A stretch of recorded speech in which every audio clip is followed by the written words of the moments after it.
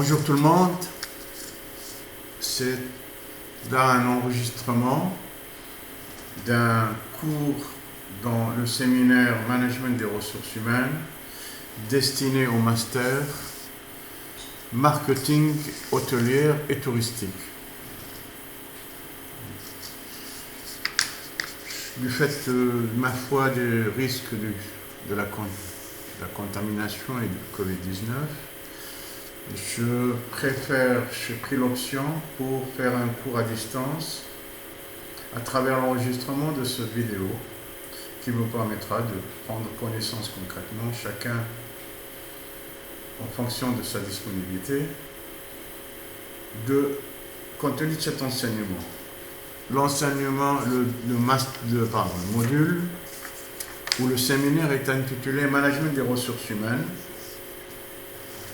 C'est là une interrogation sur la discipline, mais aussi sur le comportement des organisations dans la gestion des ressources humaines. Le management des ressources humaines, comme tous les domaines du management, c'est un domaine du management, et comme tous les domaines du management, le management des ressources humaines est à la fois une pratique et une discipline. Pour éviter toute confusion, on parlera indifféremment de MRH ou GRH, Management des ressources humaines et Gestion des ressources humaines, considérant que les deux termes se confondent, qu'ils ont la même signification.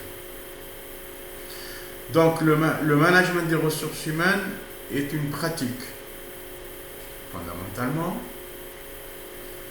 Elle renvoie donc à une fonction dans l'entreprise, avec une personne qui s'appelle le DRH, dans le temps on appelait ça le responsable du personnel, et une pratique en tant qu'action sur les ressources humaines. Action à plusieurs niveaux.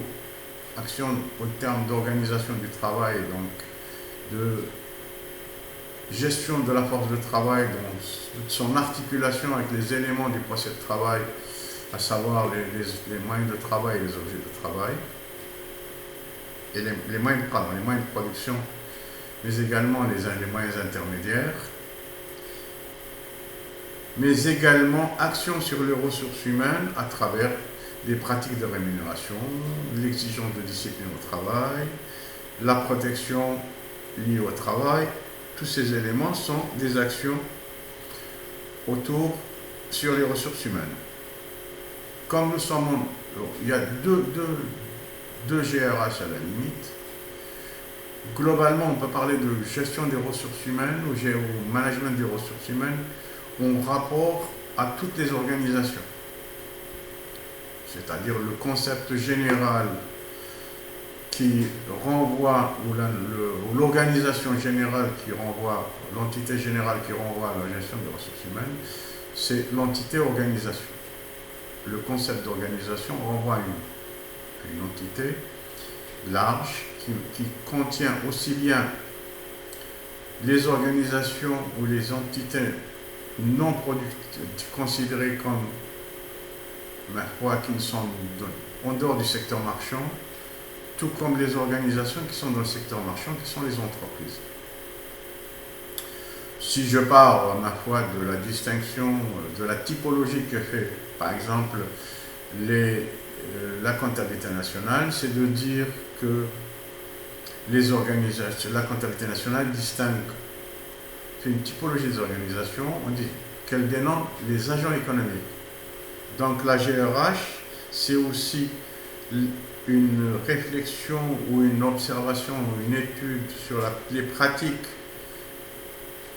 de la fonction ressources humaines ou de la fonction de l'entreprise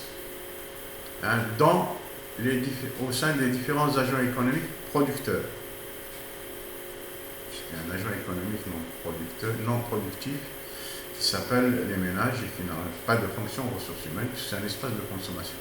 Donc tous les espaces de production que distinguent tous les agents économiques producteurs, que sont les organisations qui relèvent du secteur marchand comme les organisations qui relèvent du secteur non marchand, ont une activité ressources humaines.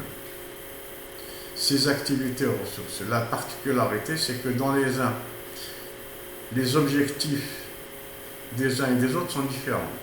Les entreprises sont des entités ou des organisations finalisées, dont l'activité est finalisée, c'est-à-dire l'activité de l'entreprise, c'est la production des biens et services marchands, en vue d'un revenu résidentiel qui s'appelle le bénéfice ou le profit. Et la gestion des ressources humaines dans ce cadre s'inscrit dans cet objectif, c'est-à-dire arriver à un résultat financier ou un résultat positif. En d'autres termes, pour ne pas utiliser d'autres concepts, arriver à une efficience économique ou une exigence d'efficience économique dans la gestion des ressources humaines. Donc, toute l'activité, toute la réflexion sur l'activité ressources humaines de l'entreprise consiste à assurer les conditions d'une mobilisation productive effective permettant d'assurer un bénéfice à l'entreprise ou un profit à l'entreprise. Comparativement à d'autres organisations, aux autres agents économiques qui sont en dehors du secteur marchand, qui sont donc non marchands, qui sont dans le secteur non marchand, pardon, que sont les administrations en particulier, et donc toutes les institutions et administrations publiques ou privées qui n'ont pas cet objectif et qui utilisent des emplois, qui offrent des emplois, qui utilisent de la main-d'œuvre, mais qui ont une gestion des ressources humaines, une pratique des ressources humaines qui est différente. D'ailleurs, on parle de management des ressources humaines dans les entreprises publiques, comme on parle de management des ressources humaines dans les administrations, qui sont totalement différentes et qui obéissent à des logiques différentes. Dans les uns, c'est la gestion des ressources humaines, telle que je l'ai définie préalablement. Dans l'autre, ma foi, c'est une gestion des ressources humaines qui obéit à des règles de la fonction publique et de l'administration publique ou privée, mais qui ne relèvent pas de la même logique. Pour les uns, les règles de fonctionnement sont totalement différentes, parce que pour les uns, les ressources, l'activité de production ou la mise en œuvre des ressources humaines dans un processus de production génère des ressources et qui posent les problèmes de répartition de ces ressources et donc sur lesquelles est rémunéré le facteur de travail. Dans les administrations dans le secteur non marchand, il n'y a pas de génération de ressources, il y a plutôt une allocation de ressources en fonction de modalités de répartition de ces ressources qui est arrêtée contractuellement au niveau de l'organisation. C'est deux choses différentes. Maintenant, la gestion des ressources humaines est aussi une discipline des sciences de gestion qui est relativement récente, qui évolue avec l'évolution de l'entreprise et de ses pratiques. Donc, la gestion des ressources humaines, c'est une discipline qui, justement, essaye de s'approprier théoriquement et pratiquement les pratiques des ressources humaines, les pratiques de gestion des ressources humaines des entreprises ou des organisations. Donc, c'est une discipline au même titre que les autres disciplines de la gestion financière, la gestion de la production, etc. La gestion des ressources humaines est une discipline récente des sciences de gestion qui s'est constitué progressivement, qui s'est constitué un contenu progressivement et qui progressivement, il n'y a pas très longtemps, a revendiqué une autonomie par rapport aux autres disciplines dans le management.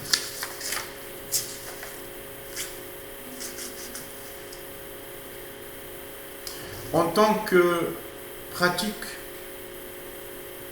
d'entreprise ou des organisations, la gestion des ressources humaines par les activités de la fonction ressources humaines,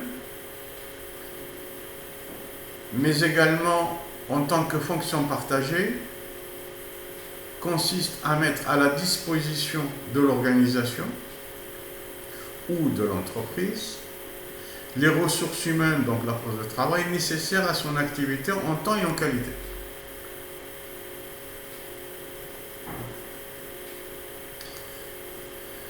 Ceci dit, donc en tant que pratique, Hein. La GRH, par les activités, est une observation, donc ma foi, même pas une observation, c'est une réalité de l'activité de la fonction des ressources humaines, la fonction RH, qui peut être partagée. C'est-à-dire, en d'autres termes, c'est-à-dire qui ne relève pas uniquement de la fonction, mais qui peut être relevée simultanément par plusieurs fonctions.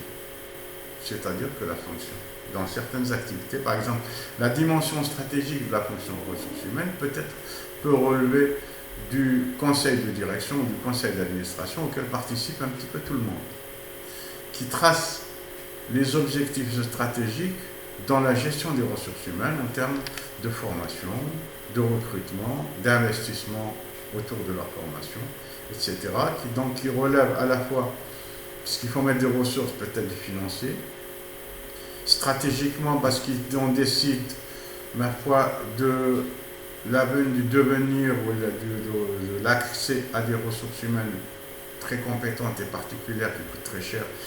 Et dans la décision, on peut relever du directeur général, du directeur de l'entreprise, du directeur de l'unité, d'un directeur de la production. Et ma foi, donc c'est une fonction à laquelle participe à la fois la fonction ressources humaines, mais aussi des autres fonctions, dans la délimitation effectivement des caractéristiques de cette ressource dont on a besoin et des modalités de son financement. Donc elle peut relever de la fonction uniquement, mais également comme une fonction partagée. En tant que discipline, la GRH est un domaine du management qui s'est constitué récemment en discipline dans les sciences de gestion autour de l'organisation de l'entreprise et des modalités de conduite et du comportement des ressources humaines dans la production de son efficacité et de son efficience. Vous remarquerez qu'on utilise deux concepts. Le concept d'efficacité et le concept d'efficience sont deux concepts complémentaires mais différents. Le concept d'efficacité renvoie à la réalisation d'objectifs généraux qui sont tracés pour l'entreprise. L'efficience nous ramène dans le champ économique pur autour d'un résultat économique du fait du caractère finalisé de l'entreprise et donc du résultat financier de l'entreprise.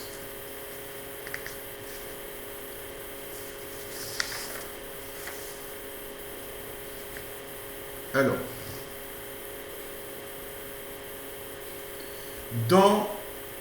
d'une façon générale, la gestion des ressources humaines peut être, en termes de définition, peut être comprise comme un système renvoyant un ensemble de séquences d'activités finalisées au processus en interaction. La question de finalité, et c'est comme je disais tout à l'heure, est différente selon que l'on a affaire à une entreprise ou à des organisations non marchandes. L'entreprise est une organisation fine dont l'objectif est finalisé, c'est-à-dire l'objectif et la réalisation d'un résultat financier, d'un bénéfice ou d'un profit, alors que les organisations non marchandes n'ont pas cet objectif. Pour la première, l'objectif ou l'exigence est une exigence d'efficience, à la fois d'efficience et d'efficacité, ou d'efficacité et d'efficience. Pour les organisations non marchandes, l'exigence est une exigence d'efficacité, c'est-à-dire qu'on a des objectifs qui sont définis, par exemple soigner tout le monde. Dans un hôpital, on dit qu'il faut assurer l'accessibilité aux soins et la protection sanitaire à la population. Dans la même organisation privée, il s'agit fondamentalement de répondre à une demande de soins dans le cadre d'exigences de résultats financiers. Vous voyez que c'est deux choses différentes. Donc dans l'entreprise, le profit, le chiffre d'affaires, la satisfaction des clients s'inscrivent dans le cadre de la contrainte, ce qu'on appelle la valorisation du capital où le résultat financier est vital. Dans les organisations non marchandes, les ressources sont affectées, elles dépendent de conditions macroéconomiques, c'est-à-dire de la situation financière du pays, du budget de l'État, des ressources qui sont allouées à cette activité, et donc des politiques publiques. Ce qui est totalement différent. Maintenant, d'une façon générale, on peut définir la GRH en tant que discipline comme toute la réflexion sur le processus d'acquisition, de développement, d'évaluation et de conservation des ressources humaines. C'est-à-dire comment, concrètement,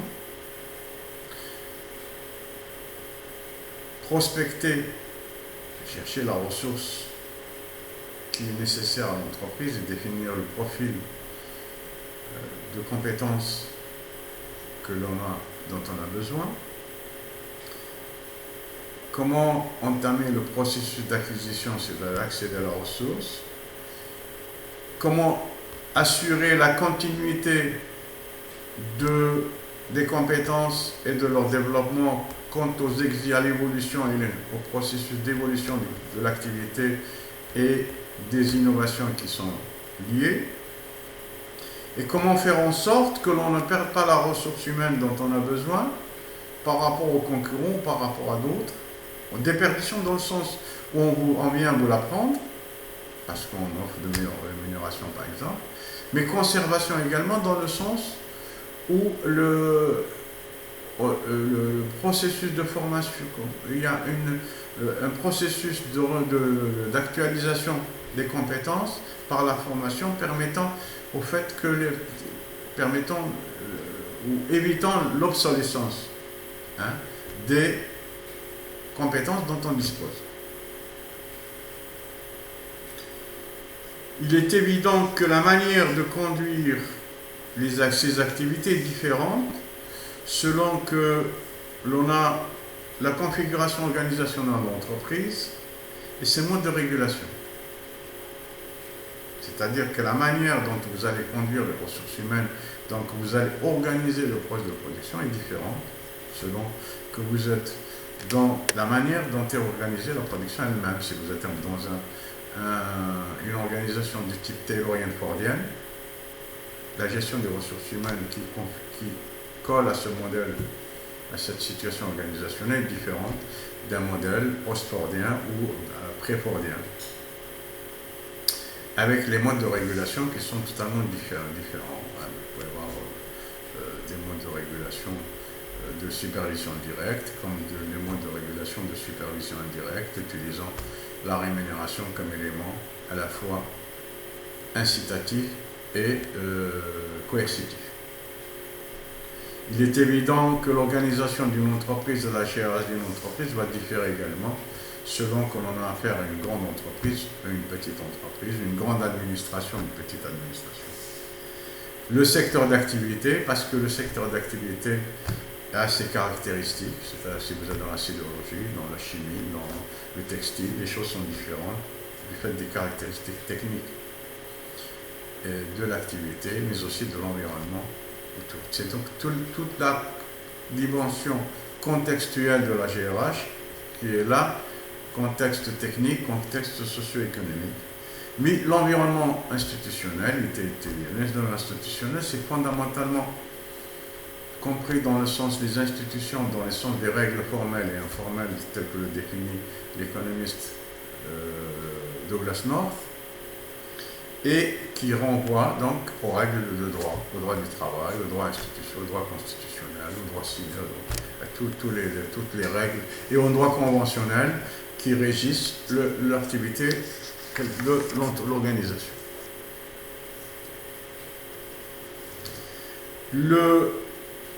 J'en viens maintenant aux différents points. Donc je disais que la GRH, c'est l'ensemble des activités consistant à prospecter les ressources humaines, à les acquérir, à les développer, à les conserver et à les évaluer. Donc le premier point, c'est la prospection des ressources humaines. Il est évident que la prospection des ressources humaines dépend de la situation du marché du travail et de la qualité de la main-d'œuvre recherchée. Proximité du marché du travail.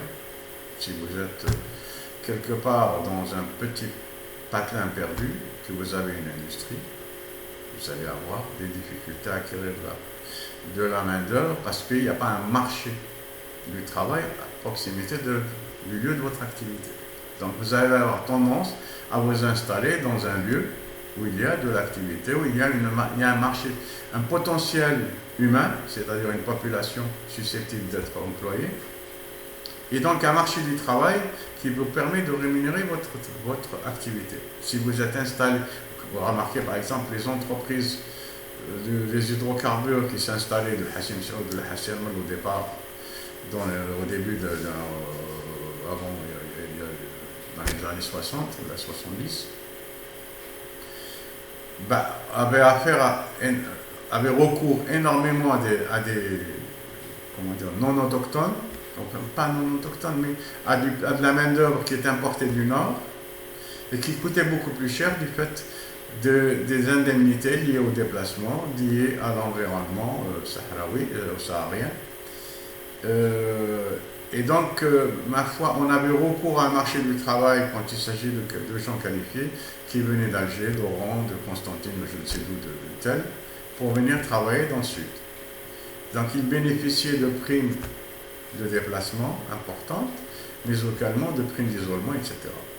Les choses ont probablement changé maintenant parce qu'il y a des villes importantes qui émergent, telles que Ouargla, Hassim Saoud, Hassermal, qui émergent, qui sont nés autour de ces sites industriels et qui font que, ma foi, que le marché du travail devient de plus en plus un marché de proximité.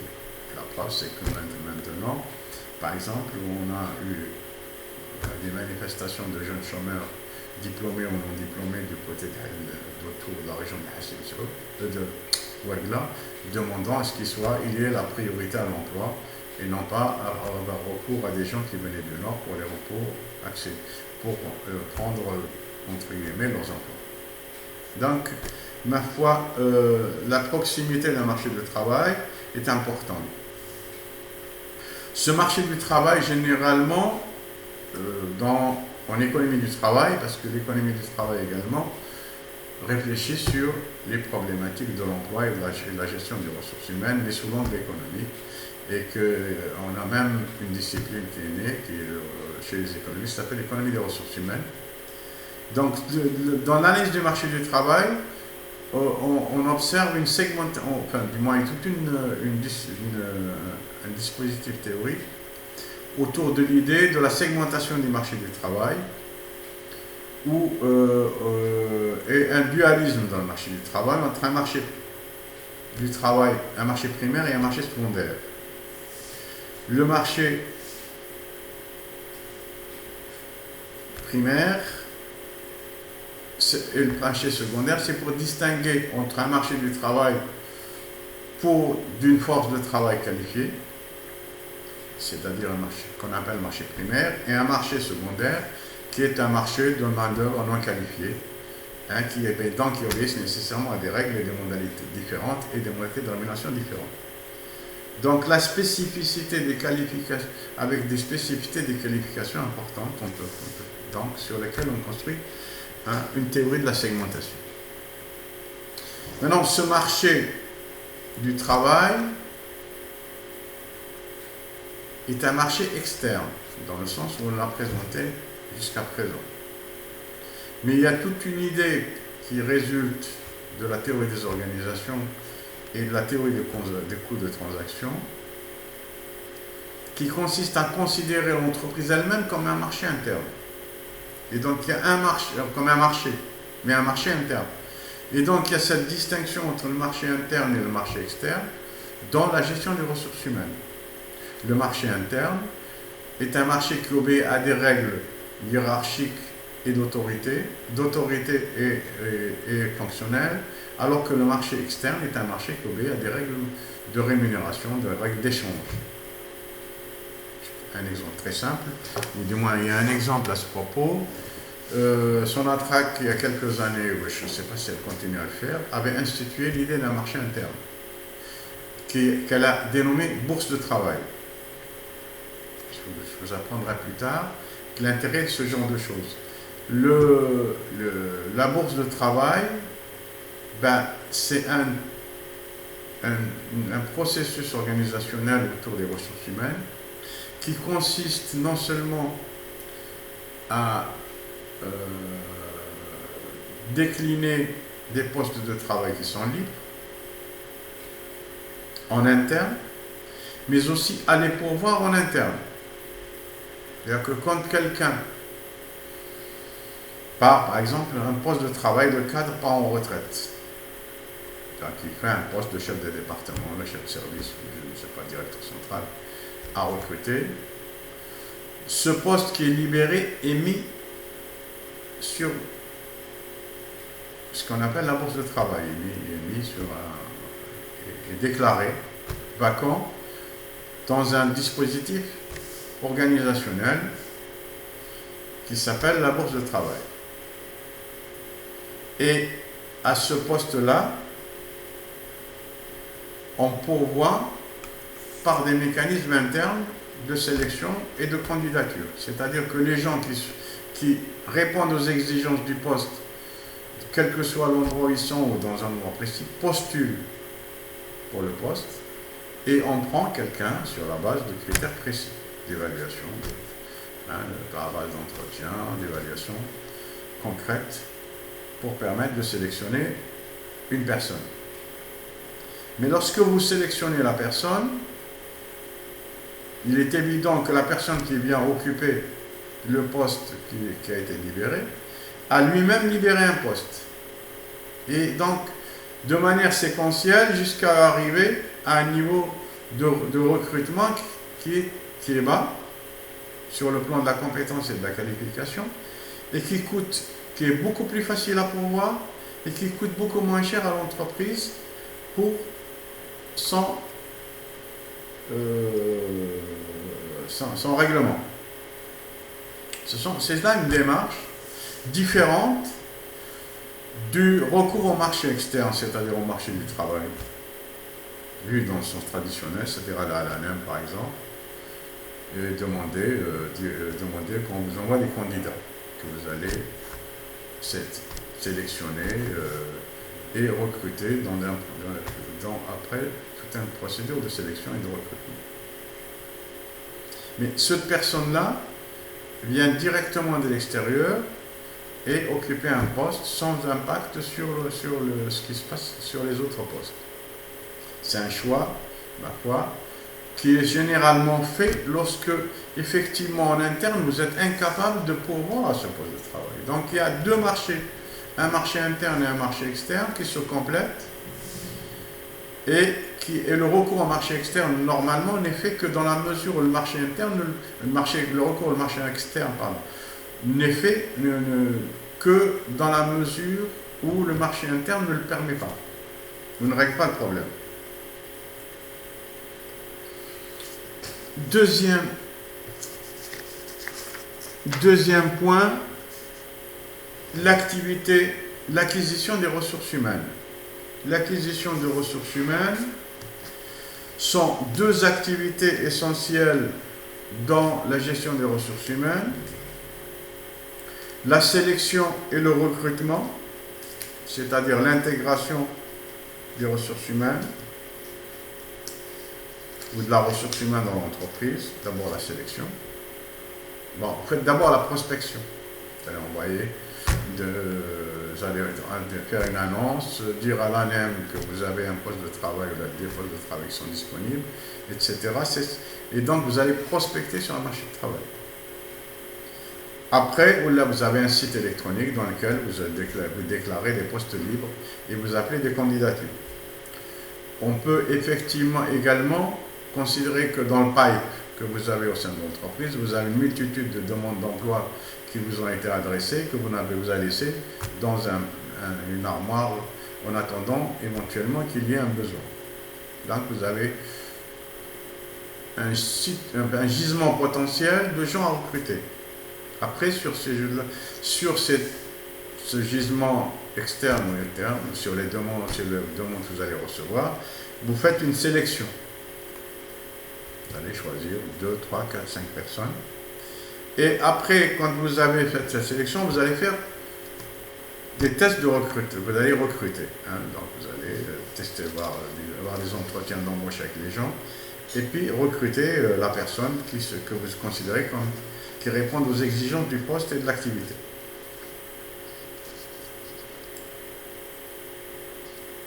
Maintenant, ce processus va différer selon les caractéristiques de la main-d'œuvre, mais également les exigences de compétences que demande l'activité ou le processus de production. Si vous avez, incontestablement, si vous êtes dans un processus de production de type fordien, c'est-à-dire de type taylorien, l'organisation de la production dans le cadre d'une chaîne de production avec des ouvriers spécialisés qui ne sont pas très qualifiés ou il n'y a même pas une grande demande de qualification.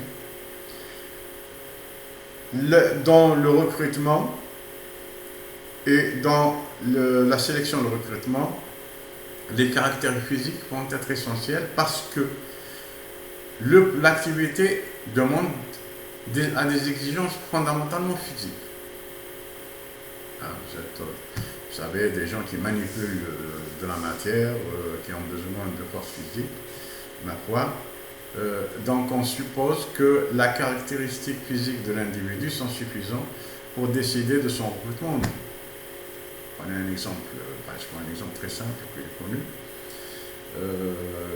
Les journaliers qu'il y a qu'on recrute dans les ports, qu'on recrutait dans le temps dans les ports, parce que maintenant les moyens de levage sont beaucoup plus importants et donc on a substitué les moyens de levage aux individus.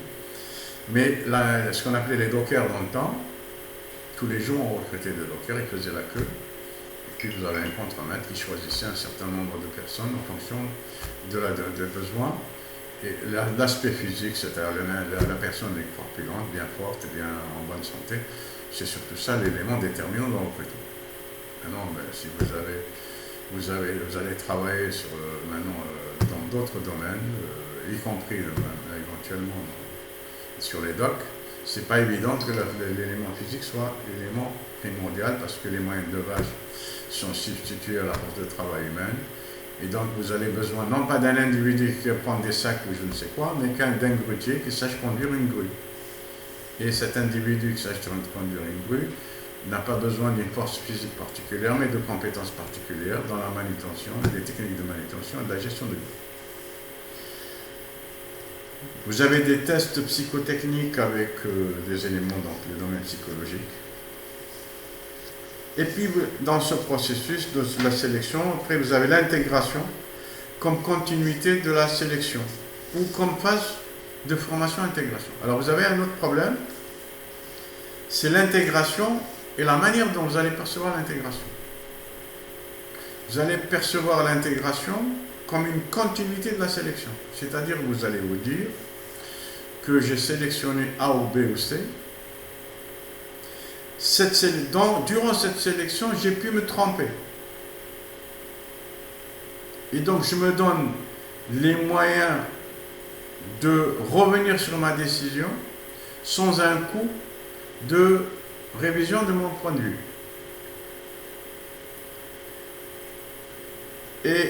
Ou bien, vous allez avoir un autre point de vue, c'est de dire que l'intégration est une période dans laquelle l'individu prend connaissance de la réalité de l'entreprise, de ses particularités, il va s'intégrer dans le groupe social dans lequel il va travailler, donc c'est plutôt perçu non pas comme une continuité de la sélection, mais comme une période de formation-intégration. C'est deux choses différentes. D'ailleurs, dans la réglementation, généralement, dans l'entreprise, vous avez le recrutement, et après le recrutement, vous avez une phase d'essai. Donc, où la personne est en essai, elle peut réviser durant cette période-là. À la fin de cette période, on peut remettre en cause le contrat de travail et réviser notre point de vue. La rétroactivité de la décision n'a pas de coût, a un coût certainement indirect, mais n'a pas de coût direct. C'est-à-dire que lorsque vous remettez en cause le contrat de travail que vous avez signé il y a 2 ou 3 mois d'un cadre, vous n'allez pas lui payer les indemnités de licenciement, je ne sais pas encore. Et n'empêche que, quelle que soit la situation, la rétroaction de la décision a un coût indirect. Dans la mesure où, si vous prenez un cadre, et ce coût indirect est d'autant plus important que la personne est qualifiée. Parce que vous allez recruter un cadre et vous allez lui donner un certain nombre d'éléments pendant une période de 3 mois ou de 6 mois. Et si demain vous décidez de revenir sur votre décision et de considérer qu'il ne répond pas aux exigences parce que vous avez mal fait la sélection, eh bien, vous avez quand même 3 mois de salaire ou 6 mois de salaire que vous avez payé à ce monsieur, que vous avez perdu, puisque vous ne le gardez pas. Mais également, vous allez reprendre une autre personne et faire le même processus qui va vous coûter autant. C'est quand même différent d'une personne d'un OS, d'un ouvrier non spécialisé, de ce qu'on appelle un ouvrier spécialisé d'un OS, sans grande qualification, que vous pouvez interchanger sans difficulté au bout d'une journée d'apprentissage. Vous recrutez quelqu'un qui est sur une machine, sur un métier à tisser, il attache des fils pour qu'ils cassent lorsque le fil casse dans le tissage. Ben, vous allez reprendre quelqu'un d'autre, au bout d'une journée, il a appris ce qu'il est de faire. Ou là, vous avez quelqu'un sur une chaîne de production qui consiste à le montage de véhicules, où il s'agit de visser des vis ou de boulonner des choses. C'est pas compliqué à faire. Donc le processus, la rétroaction n'est pas aussi cher. Vous avez également le principe d'un recrutement interne ou d'un recrutement externe, comme je disais tout à l'heure. C'est un choix économique en termes de coûts et de disponibilité de ressources spécifiques. C'est-à-dire que c'est à la fois un choix économique en termes de coûts, considérant que le coût de recrutement interne est moins cher que le coût de recrutement externe. Par ailleurs, si vous avez affaire à des actifs spécifiques, c'est-à-dire des compétences particulières liées au métier, vous n'allez pas les trouver dehors, vous allez les trouver à l'intérieur de l'entreprise. Et ces autres compétences se sont construites à l'intérieur de l'entreprise, donc vous ne pouvez que le recruter qu'en interne. Vous allez faire un recrutement externe qui concerne des ressources qui ne sont pas spécifiques pour un recrutement interne du fait de la spécificité des actifs humains. Vous êtes également, quand vous faites un recrutement interne, vous êtes dans une logique d'utilisation optimale des ressources. Vous essayez d'allouer de manière optimale les ressources humaines et vous allez donner aux gens, particulièrement à votre personnel, la perspective d'évoluer sur le plan de la carrière. Quelqu'un disait que les cadres ne demandent pas un salaire, ils demandent une carrière, une gestion de carrière. Dans ce processus, vous êtes appelé à identifier de manière précise les besoins par le demandeur dans le cadre d'une structure utilisatrice, dans le cadre d'un recrutement externe.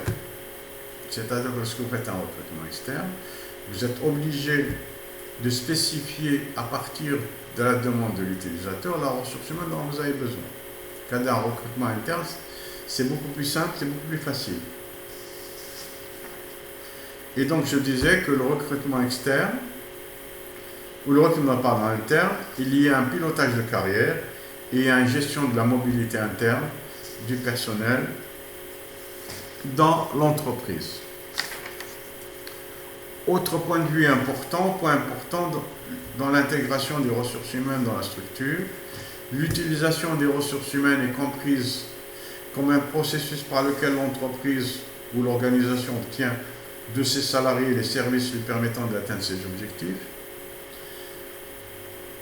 Deuxième point important, c'est celui de la reconnaissance ou de la validation de l'activité ou du travail et par une reconnaissance au travail, ou une reconnaissance du travail fait par le salarié, et fondamentalement la reconnaissance est financière, même si l'évolution sur le plan de la carrière est aussi, a des conséquences financières, puisque la promotion de quelqu'un qui fait bien son boulot et qui accède à des responsabilités va avoir un salaire plus important. Donc, ma foi, c'est là une reconnaissance financière, une reconnaissance sur le plan de la carrière, mais aussi une reconnaissance financière. En d'autres termes, il y a d'autres formes de reconnaissance, je disais il y a 2 minutes, il y a 2 secondes, c'est celui de l'évolution sur le plan de la carrière. Et comme je disais tout à l'heure, les cadres demandent d'abord une carrière qui vient. Et la demande d'une meilleure rémunération est une demande subsidiaire à cette demande de carrière. Ma foi, également, il y a un impact des conditions de travail dans la GRH et le point de vue du modèle d'Elton Mayo et de la pyramide de Maslow, mais également de la théorie des ressources humaines, des relations humaines autour de la motivation, autour de Mayo et ses continuateurs. Voilà. Alors, je vais mettre ici. Voilà. 40 minutes, ça suffit, je pense. Une chose humaine.